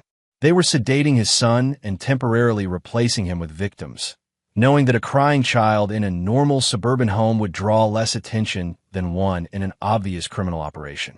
But they'd made two mistakes. They hadn't accounted for Ellen Irwin's vigilance, and they'd chosen the wrong father to target. Thomas Savage had spent 10 years in Army intelligence, specializing in counterintelligence and hostage recovery. He'd dismantled terrorist cells in Afghanistan and uncovered spy networks in Eastern Europe. He knew how to be patient, how to gather intelligence, and how to systematically destroy his enemies. As he sat in his office that afternoon, Thomas began planning. He wouldn't go to the police, not yet. Trafficking rings had connections everywhere, and a premature move could result in evidence being destroyed and victims disappearing forever. No, Thomas would handle this the way he'd handled threats in the field, methodically, thoroughly, and with extreme prejudice. The people who had violated his home and endangered his son had no idea what they'd unleashed. Chapter 3. The Network. Thomas spent the next 3 nights documenting everything. Using military-grade surveillance equipment he'd borrowed from his security consulting work, he tracked the intruders' movements, photographed faces, and recorded license plates. The operation was more sophisticated than he'd initially thought. 3 different people rotated the duty, 2 men and a woman. They had keys to his house, suggesting inside knowledge of his family's routines. They knew exactly when Nicole took her sleeping medication for her chronic back pain, knew Thomas's work schedule, and understood Jimmy's sleep patterns. Someone had been watching his family for weeks, maybe months. Thomas recognized the organizational structure from his intelligence work, a cell-based operation with multiple layers of security. The people doing the physical work weren't the ones calling the shots. On the 4th night, he followed the intruder's vehicle, a nondescript gray sedan that led him to an industrial area on Cleveland's east side. The car disappeared into a warehouse complex owned by Stuart Decker, according to property records Thomas accessed through his security clearance databases. Stuart Decker. The name meant nothing to Thomas initially, but a deeper investigation revealed a concerning profile. Decker was a businessman with legitimate interests in logistics and transportation, but his companies had been investigated, never charged, in connection with several missing persons cases over the past 5 years. Thomas dug deeper, using contact from his Army days who now worked in various federal agencies. What he learned made him physically ill. Stuart Decker ran a sophisticated child trafficking network that used substitute children to maintain the appearance of normalcy for victims' families. Healthy children like Jimmy would be sedated and temporarily replaced with trafficking victims, allowing abuse to occur in seemingly normal suburban homes while parents remained unaware. The genius of the system was its invisibility. Victims were rotated frequently to prevent attachment or escape attempts. Substitute children were returned before parents woke, creating the perfect cover. If authorities ever investigated reports of crying or distress, they'd find normal children in normal homes, making the reports appear false. But Decker had made a critical error in targeting the Savage family. Through Ellen Irwin's concern and Thomas's investigation, the network was about to be exposed. Thomas learned that Decker operated through his sister, Gail Decker, who managed the day-to-day operations while Stewart handled the business side. Gail was a former social worker who'd been fired for inappropriate contact with children in her care. She'd used her knowledge of child psychology and family systems to design the substitution protocol. The warehouse Thomas had followed was just one of 6 locations in the network. His research revealed safe houses, transport routes, and financial records hidden behind shell companies. But the most damning discovery came when Thomas hacked into Stuart Decker's personal files. Among the business documents, he found a list labeled current substitutes with Jimmy's name, address, school, and detailed behavioral notes. Subject shows high compliance. Responds well to light sedation. Family maintains predictable schedule. Father travels frequently for work. Mother takes medication nightly. Ideal for long-term rotation. The clinical language describing his son's exploitation filled Thomas with a cold rage he hadn't felt since his combat days. But this time, the enemy had made it personal. Thomas discovered that 12 children were currently being used as substitutes, while approximately 30 victims were being trafficked through the network. The operation generated millions in revenue through online auctions and private sales to wealthy predators. Among the financial records, Thomas found something that explained how the network had targeted his family. Ray Morrison, his current client, was a customer. Morrison had specifically requested access to clean suburban operations and had provided Decker with information about his security consultant's family. The betrayal cut deep. Thomas had been working to protect Morrison Industries while Morrison was using that access to target Jimmy. That night, as Thomas watched the intruder perform the nightly switch, he made his decision. Going to the authorities would take months, during which children would continue to suffer. The network would likely discover the investigation and scatter, taking victims with them. No, Thomas would use the skills the Army had taught him to dismantle this operation from within. But first, he had to neutralize the immediate threat to Jimmy without alerting the network. A direct confrontation would simply cause them to relocate and target other families. Thomas spent the following day acquiring equipment and establishing secure communications with 3 former Army colleagues who specialized in covert operations. Phil Nielsen ran a private security firm in Chicago. Sean Gillespie operated investigative service in Miami. Alan Irwin, Ellen's nephew, worked in federal intelligence. Each of them owed Thomas their lives from their deployment days. When he called in those debts, they didn't ask questions. The plan Thomas developed was elegant in its simplicity. He would infiltrate the network by posing as a potential customer while his team systematically documented evidence and located victims. Once they had enough information to ensure all children could be safely recovered, they would coordinate simultaneous raids on all 6 locations. But Thomas added a personal element to the mission. Stuart and Gail Decker wouldn't just be arrested. They would experience the same terror they'd inflicted on children. Thomas would ensure they understood exactly what it felt like to be powerless, afraid, and completely at the mercy of someone who viewed them as objects rather than human beings. The network had chosen to target his family because they thought Thomas was a typical suburban father, someone who could be manipulated and controlled. They were about to learn how catastrophically wrong they were. Chapter 4: Infiltration. Thomas's first step was protecting Jimmy while maintaining the appearance of normalcy. Using his security consulting resources, he installed microscopic cameras throughout the house, linked to encrypted servers that would document every intrusion. He also began giving Jimmy daily vitamins that contained a mild stimulant to counteract the sedatives, ensuring his son would have some awareness if anything went wrong.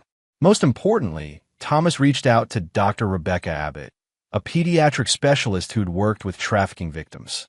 Without revealing the full situation, he had her examine Jimmy for signs of long-term sedative use. Dr. Abbott confirmed Thomas's suspicions. Jimmy showed indicators of chronic low-level drug exposure, including slightly delayed reflexes and minor memory gaps. Mr. Savage, Dr. Abbott said carefully, these symptoms suggest ongoing pharmaceutical intervention. If someone is medicating your son without your knowledge, that's extremely dangerous. Thomas thanked her and scheduled follow-up appointments, knowing that Dr. Abbott's documentation would be crucial evidence when the time came.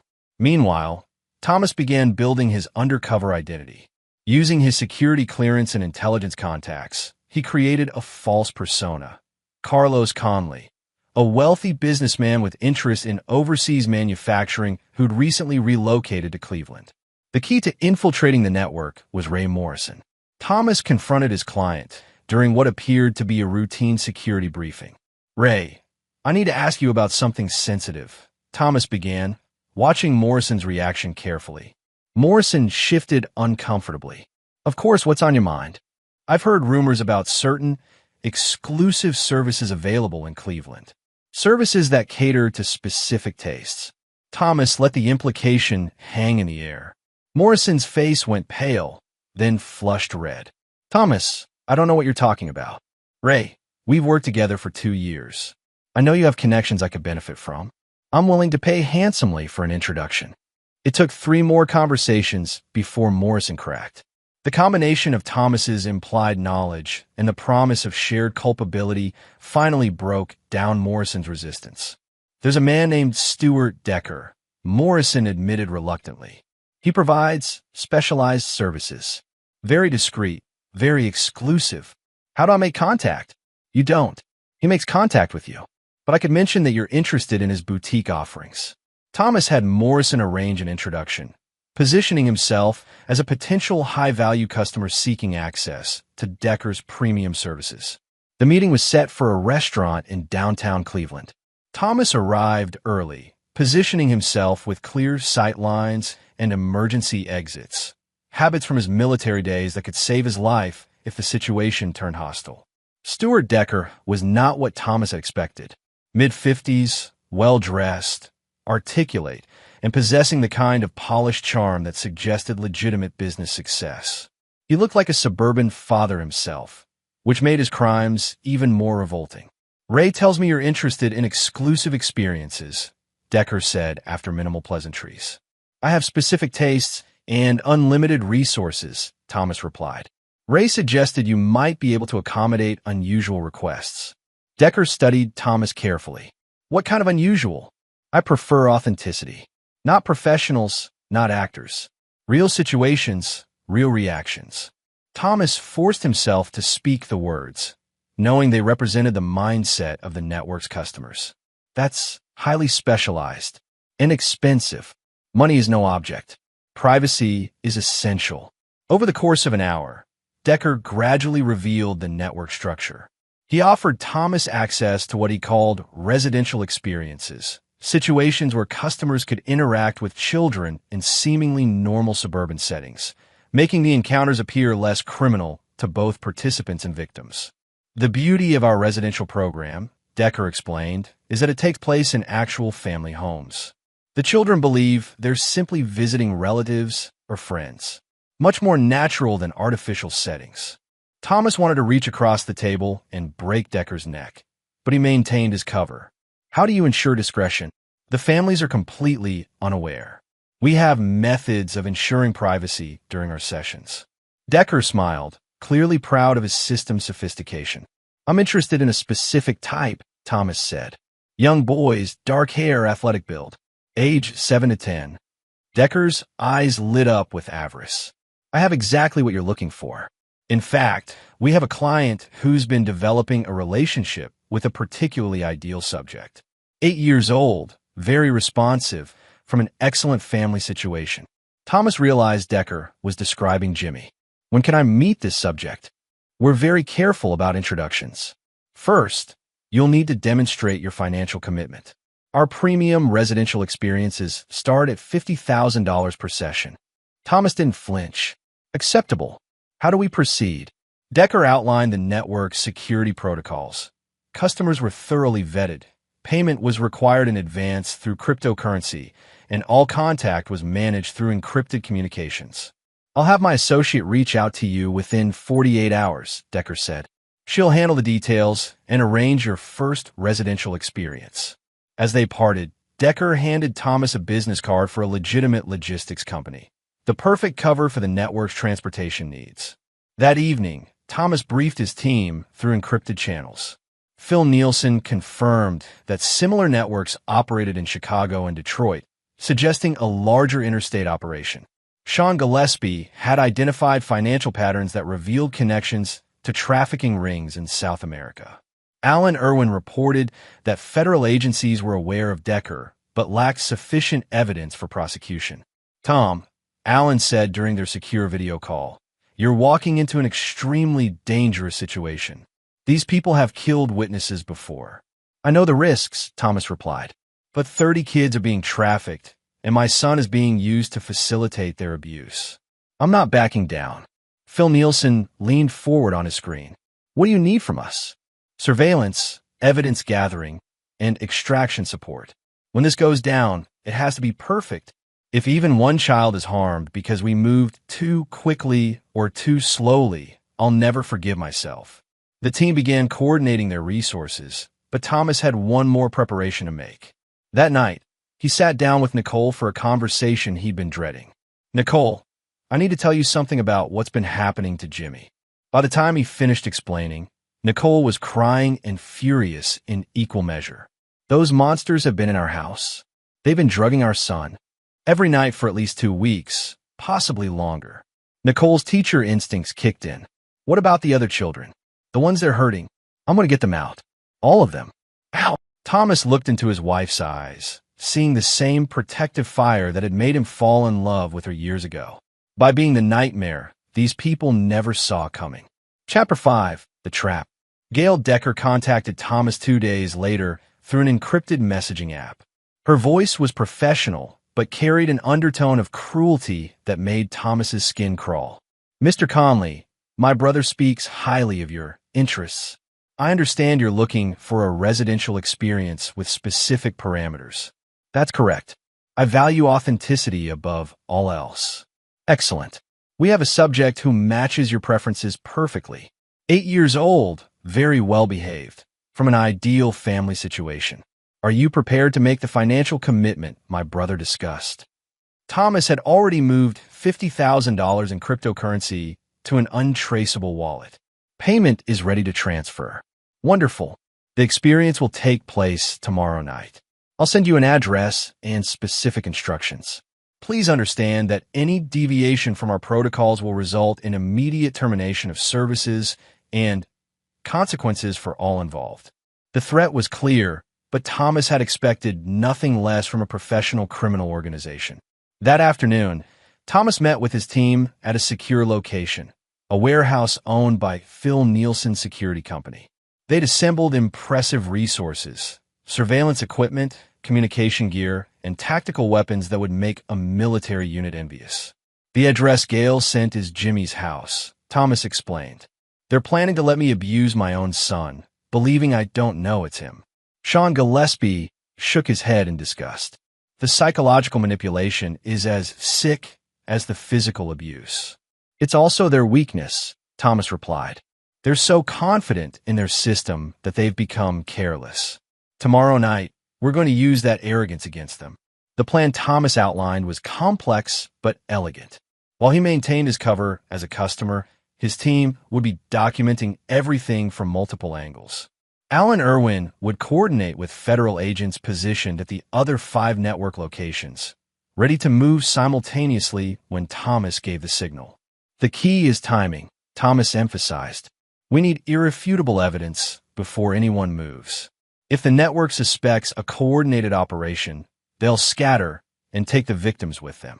But Thomas had a personal agenda beyond collecting evidence. He wanted Stuart and Gail Decker to experience the same helplessness they'd inflicted on children. That evening, Thomas played with Jimmy in their backyard, knowing it might be the last normal moment they'd share for a while. Jimmy was building an elaborate fort out of cardboard boxes, his imagination transforming the simple structure into a space fortress. Dad, can you help me make the control room? Jimmy asked, holding up a cereal box. Thomas knelt beside his son, carefully cutting windows and drawing control panels. As he worked, he memorized every detail of Jimmy's face, every gesture, every laugh. Tomorrow night, when a network brought Jimmy back drugged and confused, Thomas would use his rage to fuel what came next. Jimmy, you know Daddy loves you more than anything in the world, right? Of course, Dad. You tell me every day. And you know that no matter what happens, Daddy will always protect you. Jimmy looked up from his fort, sensing something in Thomas's voice. Are you okay, Dad? You seem different lately. Thomas forced a smile. I'm fine, buddy. Just work stuff. Come on, let's finish this control room. The next evening, Thomas prepared for the mission with the same methodical precision he'd used in Afghanistan. He dressed as Carlos Conley. Expensive suit, subtle cologne, and a demeanor that suggested wealth and entitlement. Hidden throughout his clothing were micro cameras and recording devices that would capture everything. At 11:47 p.m., Thomas knocked on his own front door. Gail Decker answered, her appearance as deceptively normal as her brother's. She looked like a soccer mom, which made her crimes even more disturbing. "Mr. Conley, welcome. Please come in." Thomas entered his own home as a stranger, noting how Gail had prepared the space. Soft lighting, classical music, and an atmosphere designed to normalize what was about to occur. "The subject is in the bedroom upstairs," Gail explained. "He's been prepared for your visit, sedated but responsive. He believes he's dreaming, which ensures compliance while maintaining the authentic reactions you requested." Thomas followed Gail upstairs, his hidden cameras recording every word and movement. At Jimmy's bedroom door, Gail turned to him with a predatory smile. "1 hour, Mr. Conley. The subject won't remember anything afterward, but I assure you the experience will be memorable." She opened the door, revealing Jimmy lying in bed, clearly drugged but conscious. His eyes were unfocused, and he moved sluggishly when he saw Thomas. "Hello, Jimmy," Thomas said softly, his heart breaking at seeing his son in this condition. Jimmy tried to focus on Thomas's face. Do I know you?" This was the moment Thomas had planned for, the point where he would drop his cover and begin the operation that would destroy the network. But first, he needed to ensure Jimmy's safety and get him away from Gail. "Actually, Jimmy, you know me very well," Thomas said, moving closer to his son. "Gail, I need to discuss additional services. Could we step outside for a moment?" Gail looked surprised but nodded. "Of course. The subject will be fine alone for a few minutes." As they moved toward the hallway, Thomas activated a signal device hidden in his watch. Throughout Cleveland, his team and federal agents received the coordinated attack command. But Thomas wasn't finished with Gail Decker yet. In the hallway, he turned to face her with a smile that would have frozen her blood if she'd understood what it meant. "Gail, I have a confession to make." "Oh, my name isn't Carlos Conley. It's Thomas Savage, and that's my son in there." The color drained from Gail's face as she realized the trap she'd walked into. Her hand moved toward her purse, probably reaching for a weapon or communication device, but Thomas was faster. His military training took over, and Gail found herself on the floor with Thomas's knee on her chest and her hand secured behind her back with zip ties. "Now," Thomas said conversationally, "let's discuss what you've done to my family." Chapter 6, Justice Begins. Thomas secured Gail in Jimmy's closet while he tended to his son. Jimmy was conscious but heavily sedated, his pupils dilated and his movements unsteady. "Dad," Jimmy mumbled, trying to focus on Thomas's face. "I keep having weird dreams." "I know, buddy, but you're safe now. Everything's going to be okay." Thomas called Dr. Rebecca Abbott, who arrived within 20 minutes with medical equipment and nursing staff. While they worked to flush the sedatives from Jimmy's system, Thomas prepared for the next phase of his operation. Through his encrypted communicator, reports were coming in from across the city. Federal agents had simultaneously raided all 6 network locations, recovering 28 children and arresting dozens of conspirators. The coordination was flawless. Years of planning and intelligence gathering had paid off in one decisive night. But Thomas's personal business with the Decker siblings was just beginning. Once Jimmy was stable and in Dr. Abbott's care, Thomas returned to deal with Gail. He found her trying to escape from the zip ties, her composure finally cracking under the reality of her situation. "Mr. Savage, please, I can't explain." "No need," Thomas interrupted. "I've been documenting your operation for weeks. I know exactly what you've done." He pulled up a chair and sat across from her, his demeanor calm and conversational. 28 children, Gail. 28 kids you've traumatized for profit, including my son. We never hurt them. You drugged my 8-year-old every night for months. You facilitated his abuse by strangers. You turned his bedroom into a crime scene." Thomas's voice remained level, but his eyes burned with controlled fury. "Gail, tried a different approach. I can give you information. Names, locations, financial records. I can help you shut down similar operations." already have all that, Thomas said. My team has been building cases against your entire network. By morning, everyone from your customers to your money launderers will be in federal custody. The truth was settling in on Gail's face. There would be no negotiation, no deal, no escape. Thomas had systematically dismantled everything she'd built. What do you want from me? Thomas leaned forward. I want you to understand what it feels like to be completely powerless. To be at the mercy of someone who sees you as an object rather than a human being. Over the next hour, Thomas methodically broke down Gail's psychological defenses using techniques he'd learned in intelligence interrogation. He didn't touch her, didn't threaten physical violence, but he systematically destroyed her sense of control and security. He played recordings of her own voice describing the children she'd trafficked. He showed her photographs of the victims, forcing her to acknowledge each child as an individual with a name, a family, and a future she'd try to steal. This is Sarah Martinez, Thomas said, holding up a photo of a 6-year-old girl. She's been missing for 8 months. Her parents think she's dead, but you've been selling access to her for $5,000 a night. By the time Thomas finished, Gail was sobbing and begging for forgiveness that would never come. Please, I'll do anything. I'll testify against Stewart, against all of them. I'll spend my life making amends. You'll spend your life in prison, Thomas replied. But first, you're going to help me with your brother. Meanwhile, across the city, Stewart Decker was discovering that his network had collapsed in a single coordinated strike. Federal agents had arrested him at his mansion, seizing computers, financial records, and evidence that would guarantee life imprisonment. But Thomas had made special arrangements for Stewart's transport to federal custody. Instead of being taken directly to the courthouse, Stewart found himself in the back of an unmarked van that stopped at a warehouse on Cleveland's west side, the same warehouse where Phil Nielsen's security team was based. Stewart was brought into a room that looked disturbingly like the preparation rooms his network had used to condition victims. The psychological impact was immediate and intentional. Thomas entered wearing the same expensive suit he'd worn as Carlos Conley. But now Stewart could see him for what he really was, a predator's worst nightmare. Hello, Stewart. I'm Thomas Savage. Stewart's face went pale as he recognized the name from his network's target files. The substitute's father, Stewart whispered. Among other things, I'm also a former Army intelligence officer with 10 years of experience in counterterrorism operations. And I've spent the last month studying your organization. Thomas pulled up a chair and began the same psychological dismantling he'd performed on Gail, but with Stewart, he added a crucial element: fear.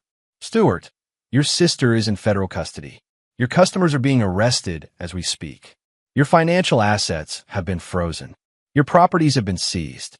In approximately 6 hours, you'll be charged with conspiracy to commit human trafficking, child endangerment, racketeering, and 37 counts of facilitating child abuse. Stewart tried to maintain his composure, but Thomas could see the panic building. But before that happens, Thomas continued, you and I are going to have a conversation about justice. Thomas had planned this moment for weeks. Stewart Decker would face the full weight of the law, but first, he would experience a fraction of the terror he'd inflicted on innocent children. Over the next 4 hours, Thomas systematically destroyed Stewart's sense of security using the same psychological techniques the network had employed on their victims. He played recordings of children crying, showed photographs of traumatized faces, and forced Stewart to confront the human cost of his crimes. But Thomas's most effective weapon was patience. He didn't rush, didn't lose his temper, didn't give Stewart any indication of when the psychological pressure would end. Just as the trafficked children had lived in constant uncertainty and fear, Stewart now experienced the same helpless anxiety. By dawn, Stewart Decker was a broken man who would confess to anything to make the psychological torture stop. But Thomas wasn't finished yet. Chapter 7: Systematic Destruction. The morning news reported the arrests as the largest child trafficking bust in Ohio history. 28 children recovered, 47 adults arrested, and a network worth millions of dollars dismantled overnight. Federal prosecutors promised that everyone involved would face the harshest possible sentences. But the public didn't know about Thomas's personal war against the network's leadership. Jimmy was recovering at home under Dr. Abbott's care, his system gradually clearing of the sedatives. Nicole had taken leave from her teaching job to focus on helping their son process what he'd experienced. The family was beginning to heal, but Thomas's mission wasn't complete. Through his intelligence contacts, Thomas learned that the network had connections far beyond Cleveland. Stewart and Gail Decker were middle management in an organization that spanned multiple states and included customers from corporate boardrooms to political offices. Thomas decided to expand his scope. Using evidence gathered from the Decker operation, Thomas began identifying and targeting the network's customers. Ray Morrison was first, the client who'd betrayed Thomas's family to facilitate Jimmy's exploitation. Morrison had been arrested with the others, but Thomas wanted him to understand the personal cost of his choices. He arranged for Morrison to be released on bail, knowing that the man's sense of security would be false and temporary. 3 days after the arrests, Morrison received a package at his home containing photographs of every child he'd paid to abuse, along with their names, ages, and the dates of his sessions with them. The accompanying note was simple. They all have names. They all have families. They all remember you. Morrison called Thomas desperately. "What do you want from me?" "I want you to spend every remaining day of your life understanding what you've done," Thomas replied. "And I want you to know that I'll be watching to ensure you face full justice." Thomas had similar packages delivered to the other 12 customers who'd been identified but not yet arrested. Each package contained evidence of their crimes and a promise that Thomas would personally ensure they face consequences. The psychological pressure worked exactly as intended. Within a week, 3 customers had turned themselves into authorities, preferring federal prison to the uncertainty of Thomas's personal attention. But Thomas's most elaborate revenge was reserved for the network's financial infrastructure. Using skills learned in Army intelligence, he began systematically destroying the organization's money laundering operations. The network had hidden millions of dollars through shell companies, cryptocurrency exchanges, and offshore banks. Thomas identified every account, every transaction, and every financial institution that had facilitated the trafficking operation. Working with Alan Irwin's federal contacts, Thomas provided evidence that resulted in forfeiture proceedings against 87 accounts containing over $12 million. The seized funds would be used to provide therapy and support services for the recovered children. But Thomas went further. He identified the legitimate businesses that had unknowingly facilitated the network's operations: shipping companies, property management firms, and security services that had been manipulated into supporting the trafficking infrastructure. Thomas personally visited the executives of these companies, providing them with evidence of how their services had been misused. In every case, the companies immediately terminated relationships with network-connected clients and implemented new security protocols to prevent future exploitation. The ripple effect spread across multiple industries as businesses realized they needed to scrutinize their clients more carefully to avoid becoming unwitting accomplices to criminal organizations. Meanwhile, Stewart and Gail Decker were learning that their legal troubles were just the beginning of their problems.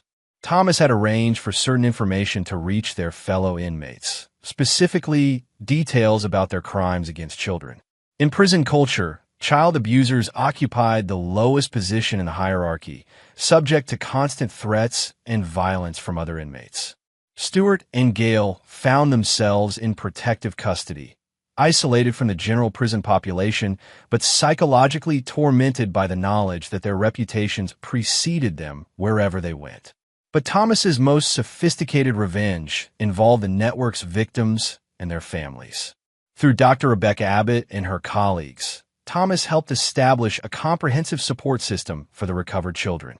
The seized assets funded therapy programs, educational support, and long-term care for the 28 victims.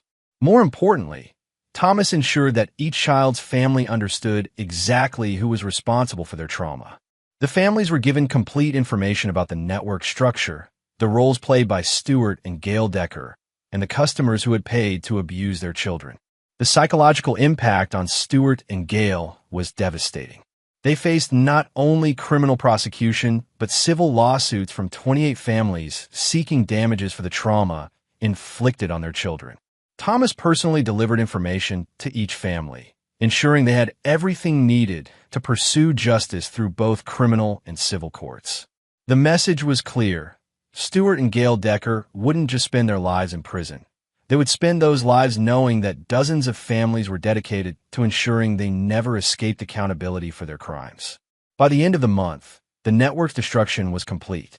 Customers were in prison or facing prosecution. Financial assets were frozen. Infrastructure was dismantled, and victims were receiving comprehensive support.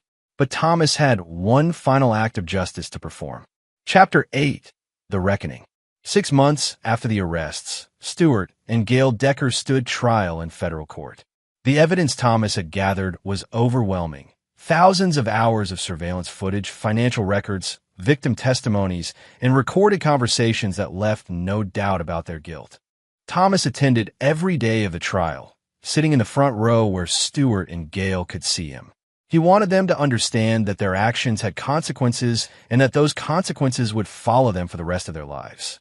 The prosecution, led by federal attorney Clinton Bridges, methodically presented Thomas's evidence. Each day brought new revelations about the network's scope and the defendants' roles in traumatizing dozens of children.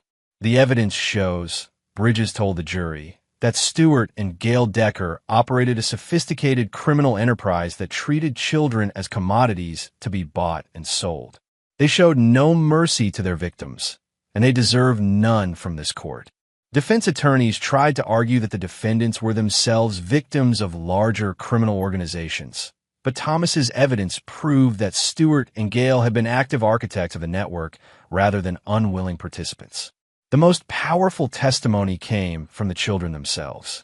Dr. Abbott had worked with each victim to help them understand what had happened and prepare them to speak in court if they chose to do so. 12 of the children, ranging in age from 6 to 14, testified about their experiences. Their words were devastating. "They told me my parents didn't want me anymore," said 9-year-old Maria Santos. But it wasn't true. The bad people were lying. "I knew something was wrong," testified 11-year-old Marcus Johnson. "But every time I tried to tell someone, the lady would give me medicine that made me sleepy." Thomas watched Stuart and Gail's faces during the victim testimonies. Any remaining pretense of innocence crumbled as they confronted the human cost of their crimes. The defense's closing argument was brief and ineffective. There was simply no way to explain away Thomas's methodical documentation of their criminal enterprise. The jury deliberated for less than 2 hours before returning guilty verdicts on all counts. At sentencing, Judge Lewis Simons addressed the defendants with barely controlled anger. "In 30 years on the bench," Judge Simons said, "I have never encountered crimes more calculated, more cruel, or more destructive than those you have committed. You have traumatized dozens of children and devastated their families for profit." Stuart Decker received life imprisonment without the possibility of parole on the trafficking charges, plus additional consecutive sentences totaling 180 years for the individual counts of child endangerment. Gail Decker received the same sentence. "You will spend the rest of your lives in prison," Judge Simons concluded, and that is exactly what justice demands. As the defendants were led away, Thomas felt a deep satisfaction.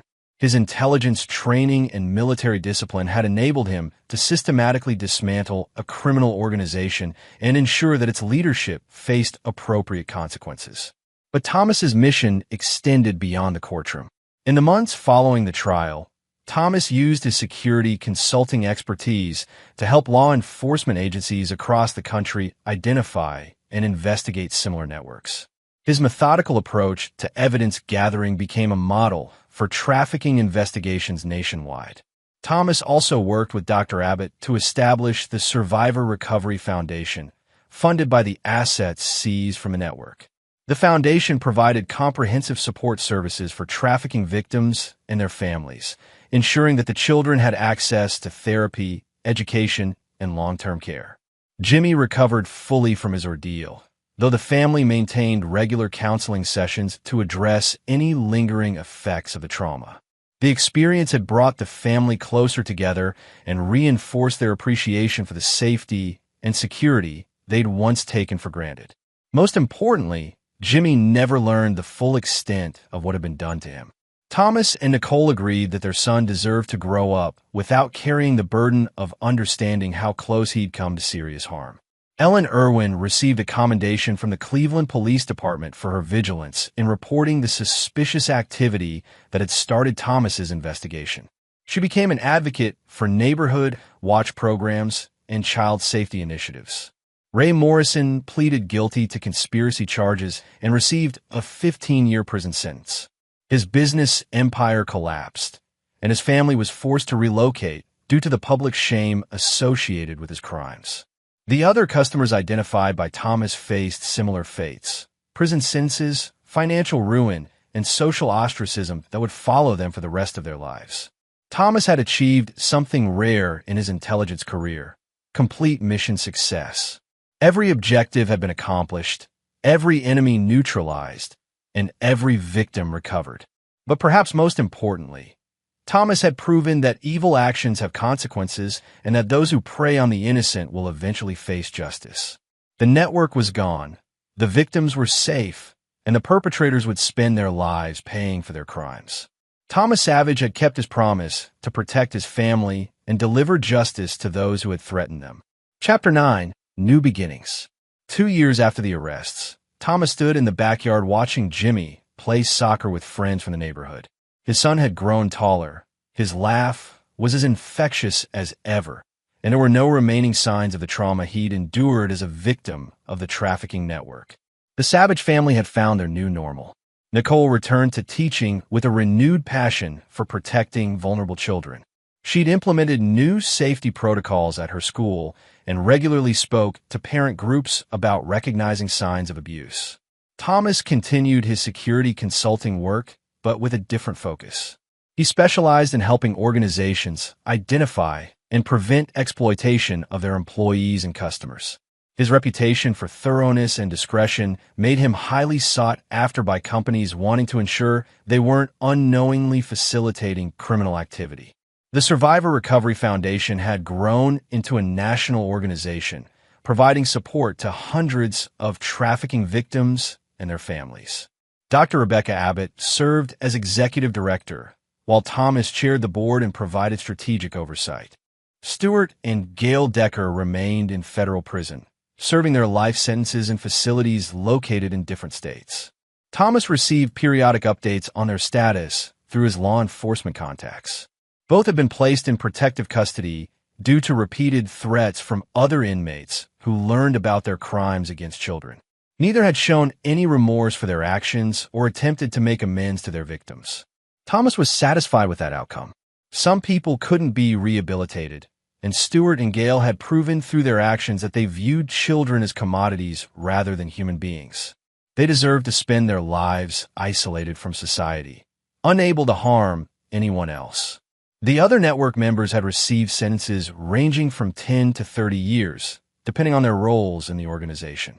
Several customers were still awaiting trial as prosecutors worked through the massive amount of evidence Thomas had provided. Ray Morrison died of a heart attack in prison after serving 18 months of a sentence. Thomas felt no satisfaction at the news. Morrison's death didn't undo the harm he'd caused, and it deprived his victims of seeing him face full accountability for his crimes. Ellen Irwin remained the Savage family's beloved neighbor, but now she was also a close friend who understood the importance of community vigilance in protecting children. She'd started a neighborhood watch program that had been adopted by communities across Ohio. On a warm Saturday evening, Thomas found himself in the same backyard where he'd played with Jimmy 2 years earlier, before learning about the network that had been exploiting his son. Jimmy was older now, more confident, and completely unaware of the sophisticated operation that had once threatened his safety. "Dad, want to help me set up the tent?" Jimmy called from across the yard. He was planning a camping trip with his friends, an adventure that would have terrified Thomas 2 years ago, but now felt like a normal part of childhood. "Absolutely, buddy." As they worked together to assemble the camping equipment, Thomas reflected on everything that had changed since Ellen Irwin first approached him with concerns about crying in the night. He'd used his intelligence training to protect his family and deliver justice to those who'd threatened them.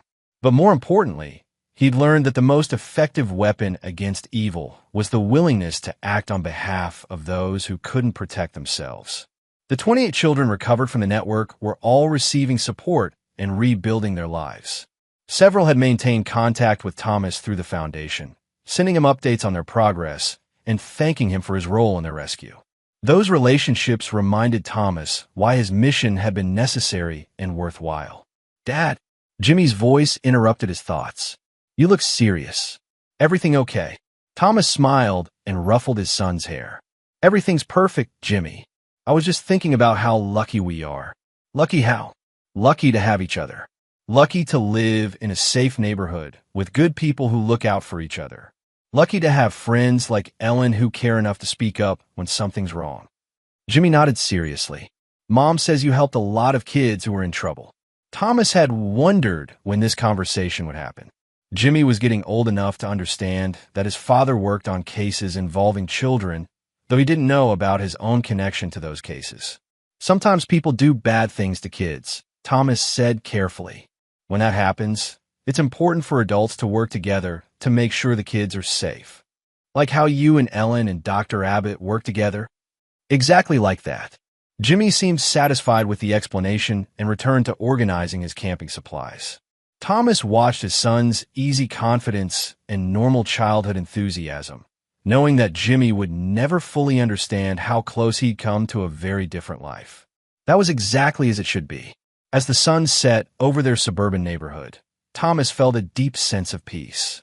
His family was safe. The criminals who'd threatened them were in prison, and the victims they'd recovered were rebuilding their lives with comprehensive support. The network was gone, its infrastructure dismantled, and its financial resources redirected to help survivors.